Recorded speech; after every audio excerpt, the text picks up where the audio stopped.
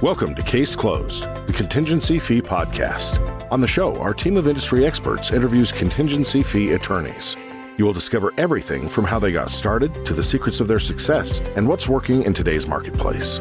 And now, here's the Case Closed Podcast.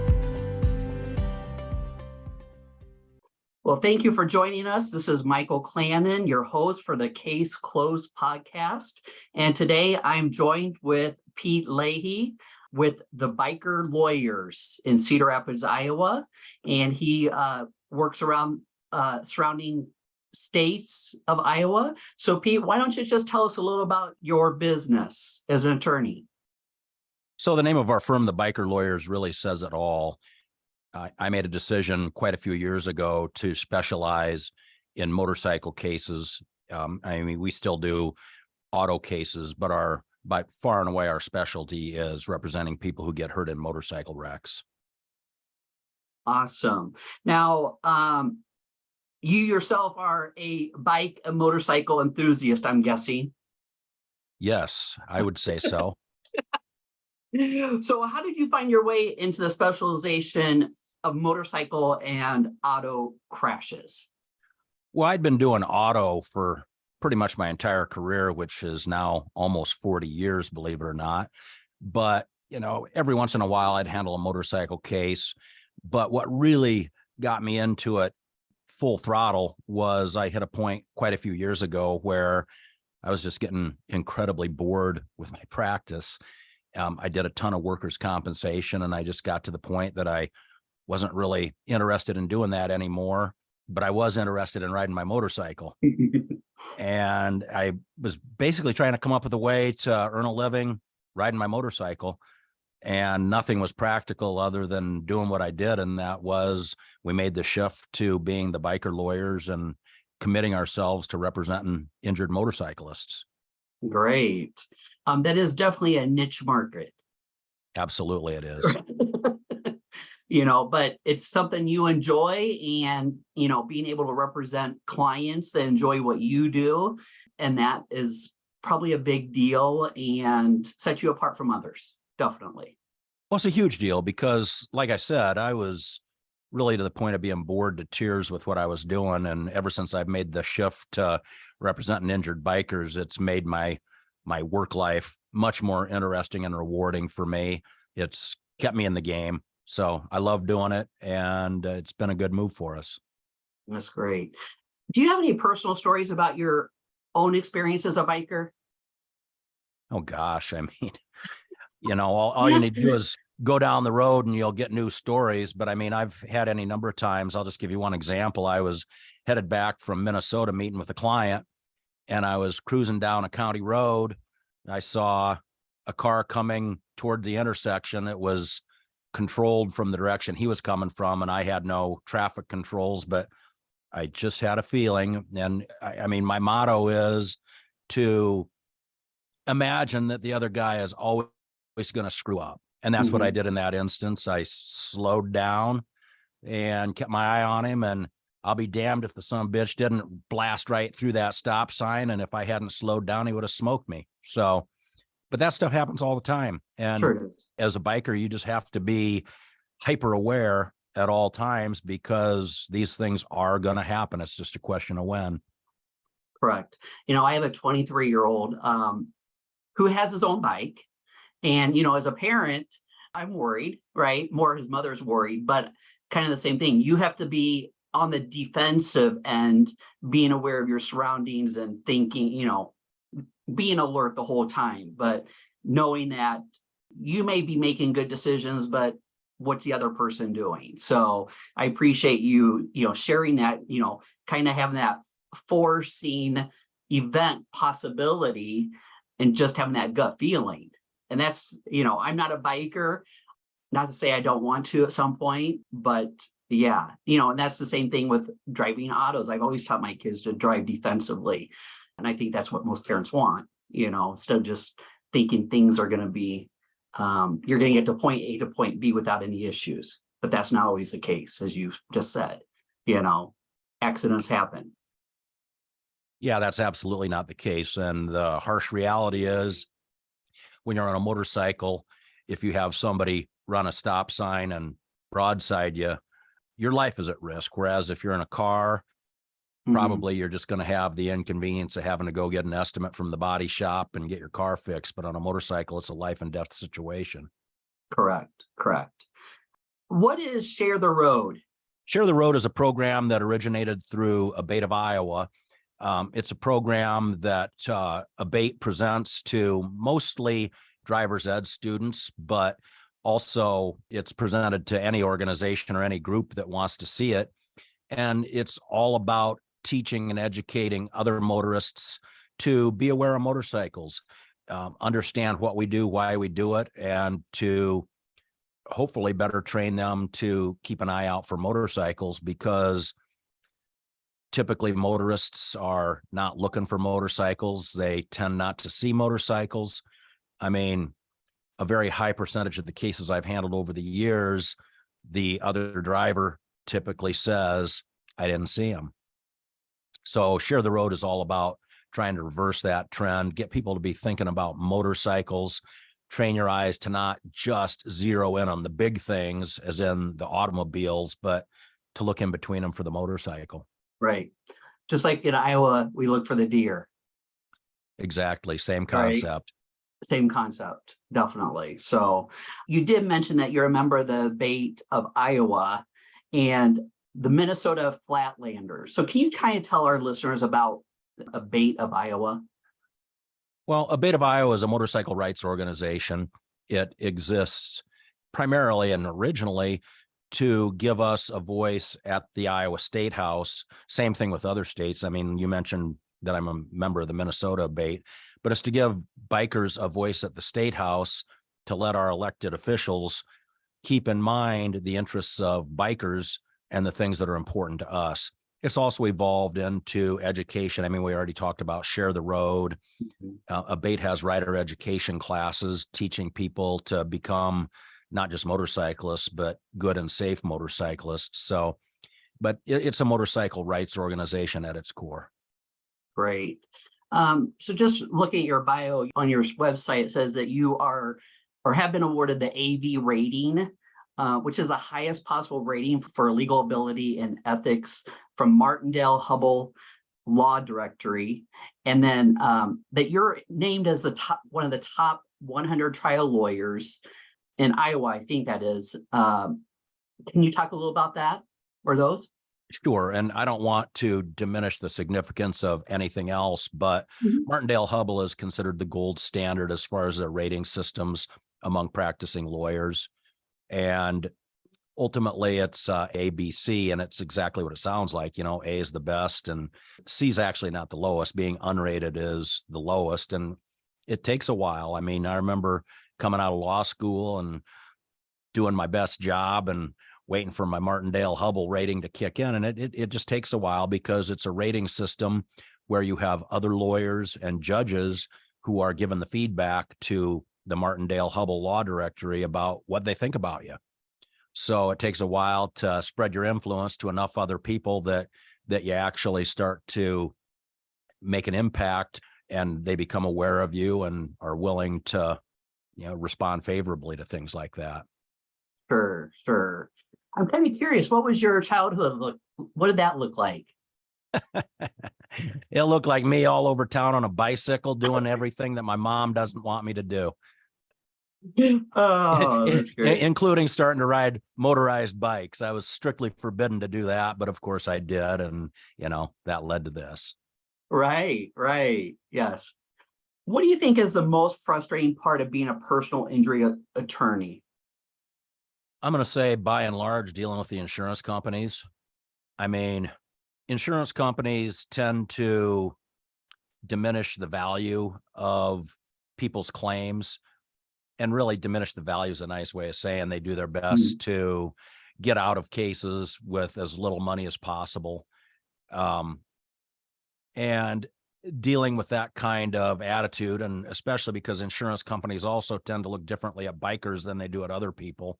But it's dealing with the insurance companies, being able to get them on the same page as you, which is exceedingly difficult, if not impossible. I mean, this is why we have a litigation system, because once upon a time in my practice, I was able to communicate with insurance adjusters and get things resolved without even having to file suit. But quite a few years ago, that all changed, and the insurance companies just wouldn't talk unless they were faced with a looming trial date. So, we adapted and we started filing the suits right away. And you got to push the action to them. If you don't push the action, Sure. the insurance companies aren't going to do anything. What's the most famous case that you've gotten? Oh, I think famous is kind of a stretch, but Correct. we've handled some significant cases. I mean, one that comes to mind is a case that we tried in a real small county seat in northeast Iowa, where a gentleman had been struck and killed by a school bus, and we were able to go into that small county seat town and get a substantial verdict for his widow and his children. I'd have to say that's one of them that I'm the Right. proudest of, just because Right. of what it meant. What's the biggest award you've ever gotten to date without naming any names? Well, the one I just mentioned is one of them. That was over $1 million. I can't tell you the exact Yeah. number on it, but it was over $1 million. We've had a handful of them in that range. That's one of the frustrating things about the practice too, though, is what we resolved for $1 million. Well, I can think of one right off the top of my head. I resolved it for $1.2 million. That wasn't the value of the case. That was the value of the insurance that was available. But if there was enough insurance available, that was a $10 million case. Mhm. And that's the frustrating thing about representing motorcyclists, is so many times you have to explain to them how, even though their injuries and damages are horrible, that they're going to be limited to the insurance that's available. Right. Right. That's And not tough. It's many like, well, motorists carry $1 million insurance policies, much less bigger than that. But those are right. the damages in a lot of motorcycle cases. Right. And as you know, I watched your video on your website, and $1 million doesn't go very far anymore.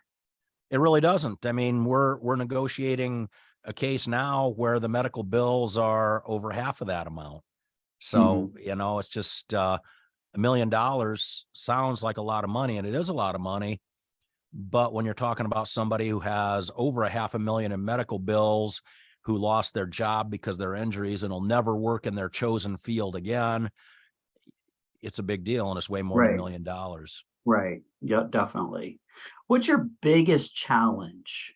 I mean, outside the insurance company, what are some other big challenges that you face?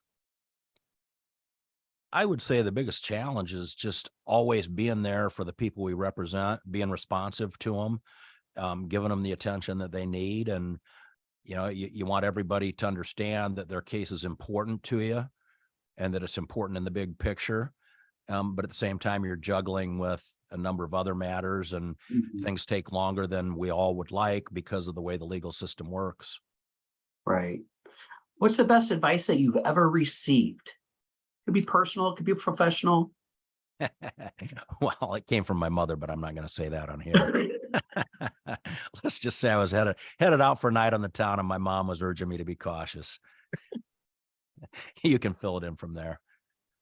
Where do you think the industry is headed? Well, I mean, the legal industry has morphed in the time that I've been doing it. One of the biggest challenges we're seeing now is the self-driven cars and what that's going to mean for safety on the road, particularly to motorcyclists, because to this point, it's been proven that these self-driven cars aren't particularly good at seeing motorcyclists. And that obviously is a huge concern. And it's going to complicate things. Sure. Yeah. Sounds like a great idea, but there's a lot of things behind that, you know. I don't know about most folks, but I like driving my truck. I Sure. don't want a robot driving my truck. I want to drive it myself. I don't need to be driving around and slapping my lap and clapping my hands. I just want to drive my truck. Right. Right. Yes. What do you wish you knew when you started that you know now? I would just say that I wish that my trial technique when I was a young fella was the same as it is today.